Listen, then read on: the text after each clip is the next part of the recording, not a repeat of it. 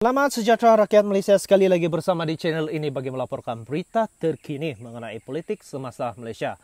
Berita terkini yang bertajuk Bong masih harap langkah Kinabalu menjadi seperti langkah Zahid dahulu. Dan sebelum kita meneruskan berita kita yang terkini, mohon jasa baik tuan-tuan dan puan-puan untuk membantu saya tekan butang subscribe bagi mengembangkan channel ini sekaligus mendapatkan berita-berita yang terkini mengenai politik semasa Malaysia. Masih belum mengaku kalah dalam langkah Kinabalu yang dilihat telah gagal menumbangkan Kerajaan Gabungan Rakyat Sabah JRS, pimpinan Ketua Menteri Datuk Seri Haji G. Nur, Pengurusi Badan Berhubungan UMNO Negeri Datuk Seri Bung Mokhtar Radin bersedia meneruskan gerak langkahnya. Dengan harapan langkahnya menjadi seperti pernah dilakukan ketuanya Presiden UMNO iaitu Datuk Seri Ahmad Zahid Hamidi terhadap Kerajaan Perikatan Nasional pimpinan Presiden Bersatu Tan Sri Muhyiddin Yassin, langkah Bung Mokhtar bagaimanapun dilihat pincang.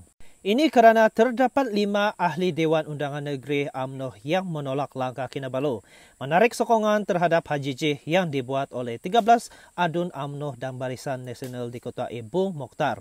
Setakat ini walaupun didesak supaya mengambil tindakan memecat Haji J, yang di Pertuan Negeri Sabah Tun Johar Mahiruddin masih belum membuat sebarang kenyataan sekaligus meredakan kerisauan kumpulan 44 dun yang memberi sokongan kepada Haji J.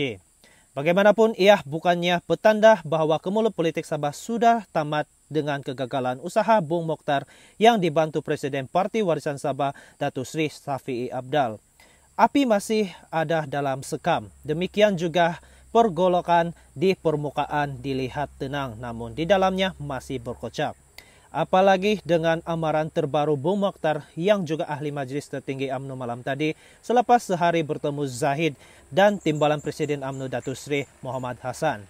Game still on, kata Bung Mokhtar sambil melihat sokongan diperolehi Haji J yang didakwa tidak mempunyai parti apabila keluar dari Bersatu dan Perikatan Nasional bukanlah penamat kepada kemulut politik di negeri ini.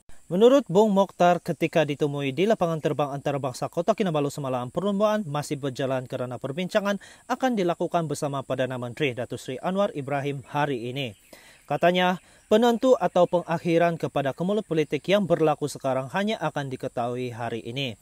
Bung Mokhtar turut menuduh 44 adun yang memberi sokongan kepada Haji J turut melibatkan adun BN yang dirasuah.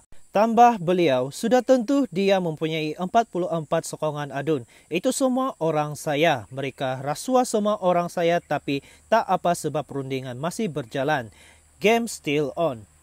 Kami menunggu kedatangan Perdana Menteri esok. Beliau akan bertemu dengan kami, bertemu dengan Warisan dan bertemu JRS. Selepas itu barulah kita berbincang tentang perkara ini, katanya. Ahli Parlimen Kinabatangan itu berkata beliau tidak melihat akan ada sebarang upacara mengangkat sumpah di Istana Negeri hari ini. Mengulas jawatannya sebagai Timbalan Ketua Menteri, Bung Mokhtar mendakwa ketika ini kerajaan JRS telah pun tumbang. Bung juga berkata kerajaan sekarang tidak ada sebab. Kerajaan ini ditubuhkan bersama-sama antara BN dan Gabungan Rakyat Sabah. Jadi apabila BN menarik diri dan sokongan maka Ketua Menteri sudah tiada, katanya. Dan itulah berita terkini. Teruskan bersama di channel ini bagi mendapatkan berita terkini mengenai politik semasa Malaysia. Dan jangan lupa subscribe channel ini bagi mendapatkan berita-berita yang akan datang. Terima kasih.